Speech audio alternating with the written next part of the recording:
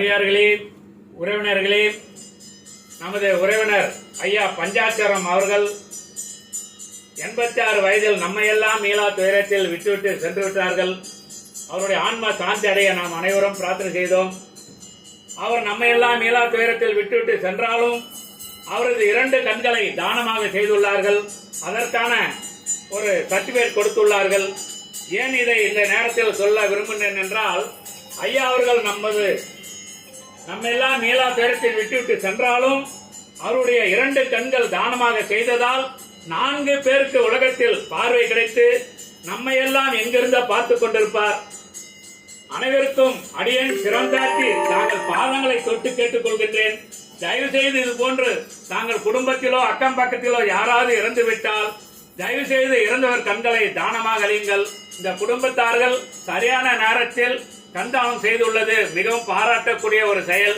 ஆகவே நாம் உலகத்தில் பிறந்தால் என்றோ ஒரு நாள் இறந்துதான் ஆக வேண்டும். அப்படி இறந்தவர் கண்களை தானமாக அளித்தால் பார்வை இல்லாதவர்களுக்கு பல கோடி மக்களுக்கு பார்வை கிடைக்கும். இந்த நேரத்தில் இந்த குடும்பத்தாருக்கு கண்தானம் செய்ததற்காக அடியேன் திறந்தாட்சி நன்றி சொல்கின்றேன். அனைவரும் இதை நினைவில் வைத்துக் கொண்டுங்கள். யாராவது அக்கம் பக்கத்தில் இருந்துவிட்டால் தயவு செய்து அவருடைய கண்களை தானமாக செய்யுங்கள். எங்களது குடும்பத்தில் உறவினர்கள் யாராவது இறந்துவிட்டால் இதுவரை சுமார் 200 பேருக்கு மேல் அடியேன் கண்தானம் செய்துள்ளேன். ஆக 1000 பேருக்கு பார்வை கிடைத்துள்ளது.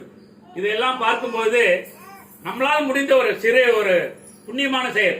அதனால இந்த குடும்பத்தார் சரியான நேரத்தில் முடிவு பண்ணதுக்கு சிரமம் தாழ்த்தி மறுபடியும் சொல்றேன். ஏன்னா சில குடும்பத்தில் அதை ஒத்துக்க மாட்டாங்க. ஏன்னா நமக்கு தெரியல, கண்ணை பிடிக்கிடுவாங்க அப்படின்ற ஒரு அறியாம இருக்கும். அந்த கருவி மட்டும்தான் எடுப்பாங்க.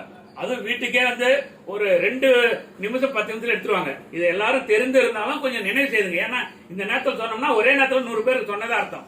சரிங்களா? எல்லாரும் கண்தானம் பண்ணுங்க. அதே நம்ம உறவினர்